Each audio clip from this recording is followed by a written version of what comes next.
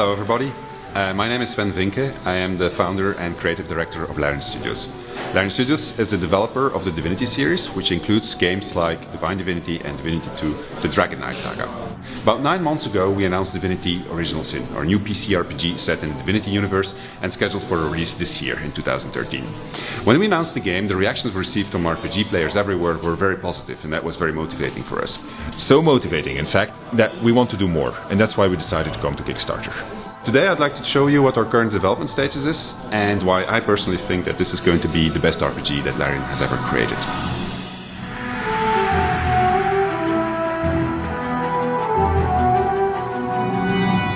Divinity Original Sin is an isometric RPG that you can play in single player, but it also features drop-in, drop-out multiplayer. Hello. Hi David. This is David, he's the producer of Original Sin, and we'll show you the game together today. So the game has a unique dialogue system. The protagonists, they have to make decisions in the game, and it allows the protagonists actually to disagree with one another. So if you're playing in multiplayer, that means that Davian and I can disagree off-screen but also on-screen, and then it has an entire system which takes care of handling those disagreements, and that turns out to be quite a lot of fun. Let's have a look at a couple of examples. Hey, there's a talking shell here. Really? Yeah, really. And apparently it wants us to throw it back into the ocean. So let's just... No, you can sell it. I think you should sell it. But it says that if we do throw it back into the ocean, it'll reward us. No, you should sell it. We can probably get a lot of gold for it.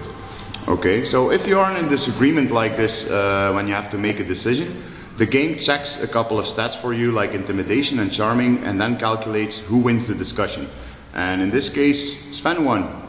Divinity Original Sin is very inspired by the first Divinity game. That means that we've created a highly interactive game world filled with stuff that you can interact with. So if you encounter an item, you can move it around, you can use it, you can destroy it.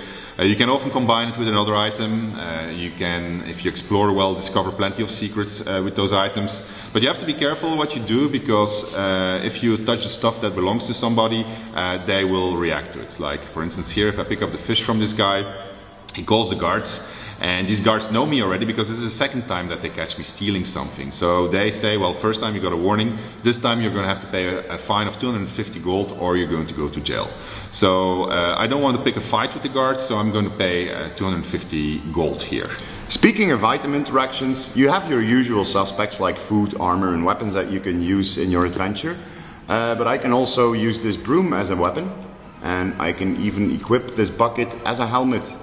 And walking around here, oh yeah, I can also carve up a pumpkin to make for a helmet, but apparently that shopkeeper was paying attention and she's now calling the guards, and my reputation in this village has become so low that they immediately throw me in jail.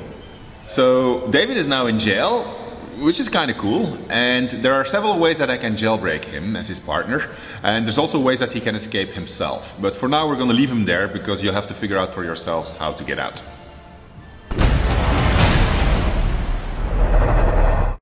Divinity Original Sin is a party-based RPG, but that doesn't mean that your party always has to stick together. So you can walk around freely without the other guy always following you around. And here I'm having some fun with throwing barrels at a troll just to annoy him. He doesn't really mind. I can even shoot a barrel from a distance. And apparently there's some water inside the barrel, so that creates a water surface. And these surfaces, we've got a couple of different ones. You can use them to your advantage in combat. So for instance, a water surface, I can turn it into an ice surface, but I also caught the troll in it and he now started combat. Yeah. So while he's in turn-based combat, I can just mind my own business and go questing and go talking to people, or like here, interact with some mushrooms and make myself a nice poisonous sword. But if I want, I can join him in his particular combat situation or engage in my own combat situation. So let's go and help him. Right, I'll throw a fireball at the ice. That turns it into water, and now I'm going to electrify that surface of water with a lightning bolt, and that stuns the troll, and that's that. So I just dropped out of multiplayer to show you something really special.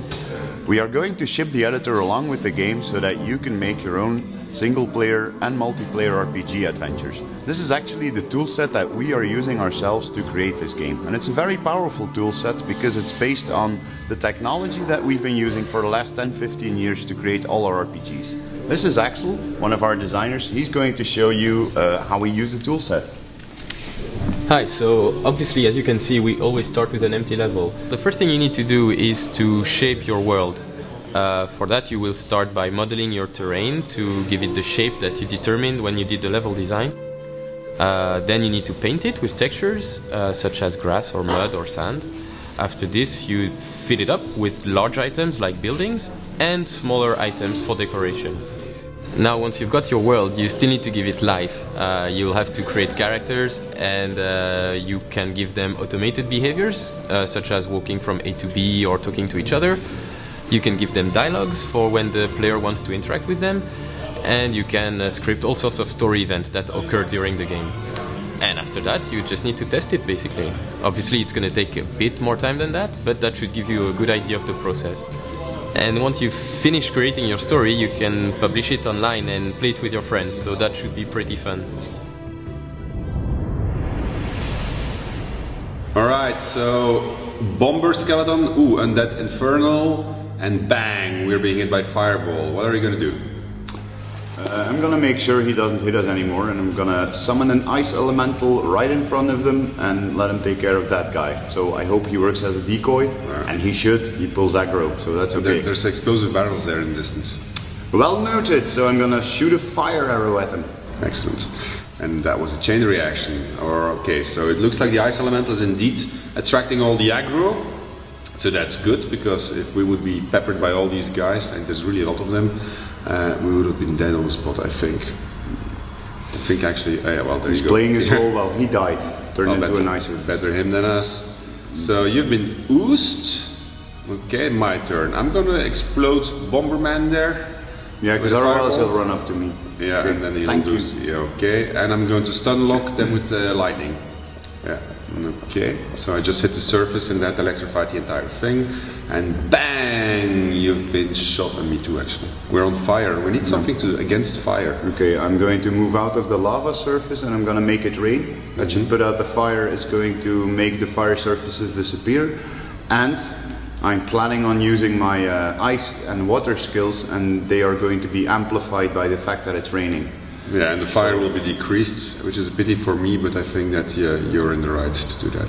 I got more fire spells. Yes, so sorry, but with my cunning plan I'm going to freeze all these guys. In the meantime I killed, well at least I hit this zombie, put him on fire, and I'm going to help you, I'm going to protect you against fire, because that's why I'm protecting you against fire, exactly.